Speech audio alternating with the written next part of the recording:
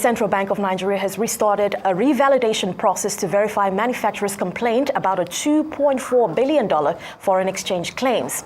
According to CBN Governor Olayemi Cardoso, the bank has completed its initial verification phase and is currently undergoing a second phase to validate manufacturer claims. Arise business analyst Chika Mbonu joins me now to discuss this further. Good morning, Mr. Chika. How are you today? How are you today? Very well, thank you. Really and yourself? In Lagos, no? Yes, it really is. All right, let's begin with the CBN verifying a disputed $2.4 billion FX claims. This has been, a major problem, or has been in contention. Especially, it affected more the real sector, the manufacturers, and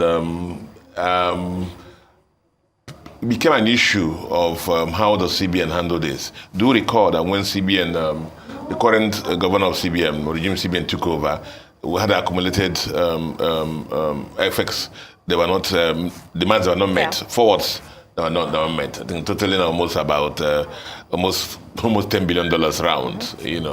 And what CBN did was to send investigators around the banks to go and check the veracity of this request. And by the time when they finished the first phase of the work, they found that $7 billion were, met their threshold, and those demands were met.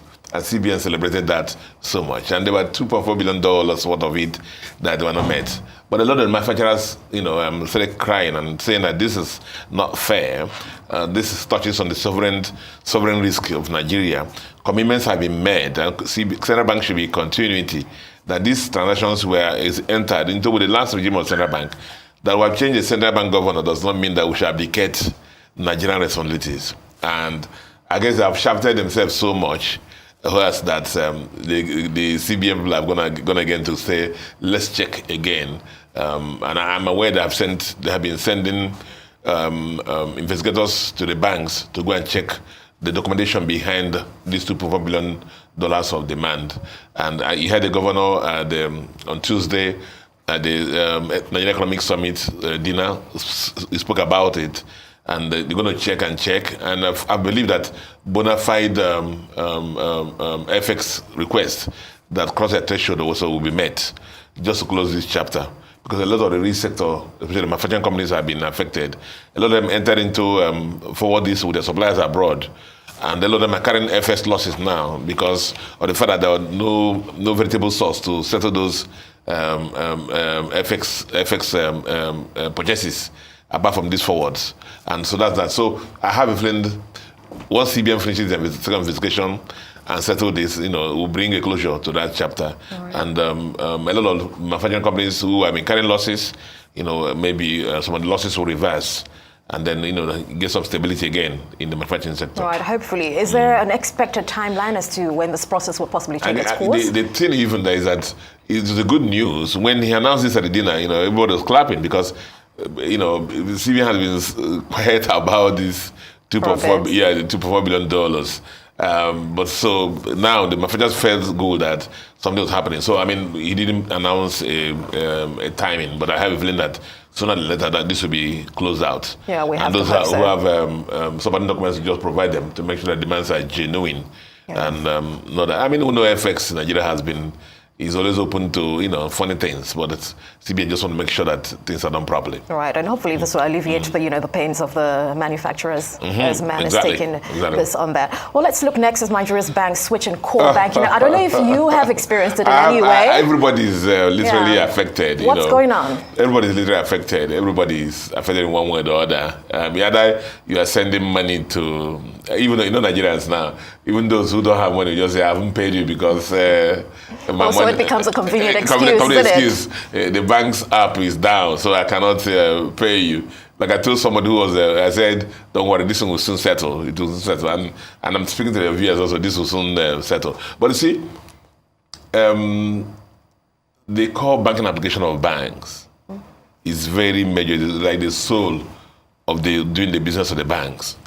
And I do recall the early days of banking in Nigeria when we used to do some of these things on the back of envelope.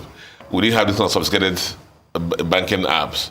Banking maybe was simpler. You could let go, but yet then it was very, very important. So, see, some of these banking apps core banking applications have been with the banks in the 90s. So even though there have been upgrades on those particular apps, but you can imagine they look at back in the 90s, look at even back the early 2000s, and look at where we are now. You know, the transformation. There was no AI in how many years ago, and that's that now. The level of online electronic banking in Nigeria has moved to different levels. Literally everything that you do now in banking is on through the electronic channels. Some banks even tell you that more than 90% of the transactions or customers do business through the electronic channels. So that has become the soul of banking in Nigeria. And the issue is that these things can become stale. They have to respond to changes in time.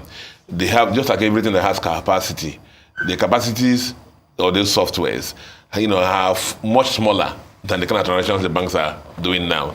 So the banks actually have to change them. There's a need to change those core banking apps. That's real. A lot of them choose this period because then by next month they're going to have year end. True. And you don't want to carry it into the next year. And that's a thing. But let me talk about the issues so that a lot of people are affected. Now, some people even said that this changing the core banking application of a bank is like changing the engine of a Boeing 747, the big plane, in the air. Like, you can imagine that. It's very complex. Even complex, simple things as renovating your house while you're living inside it. It's a very, very complex thing. Because they can be working, the next day you don't have hot water. You can get to bed at night, put on light, it won't work because all the work is happening. And those are things that a lot of customers are feeling. But I know that Nigerian banks are very, very, very thorough and professional. But these are massive endeavors, and they're working very hard to make sure these are settled. And the expectation is that some people will tell you that this won't come up to today. Now, just like every project, there's some I's to cross and T's to dot, or I's to dot and T's to cross, and that's why a lot of them have not happened. So you see some of them have said promise 1 day or 2 days or 1 week, it's spanned into 3 weeks. That's true. Yeah. I mean, the migration is important, as you've mentioned, for known reasons, but the communication is also key because the biggest issue why arms are up in the air right now is, look, I have no idea this was about to happen. I just get stuck in the rut in the process and find out as we go. I do believe that, I think, at least, I don't know what other people, I saw some of the banks that did it, I saw a lot of notices on time that says, this is what we're going to do. By this day, we'll not have any transaction, you can't access this. And some banks did that. Okay. What I've also, there's a lot of them communicated. Now, what I've also, for those I'm very close to, I've counseled them is, my people say the hunger, when it's going to end, is easier to bear.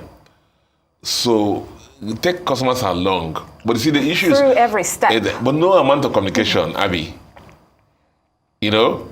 will help you if you want to withdraw money.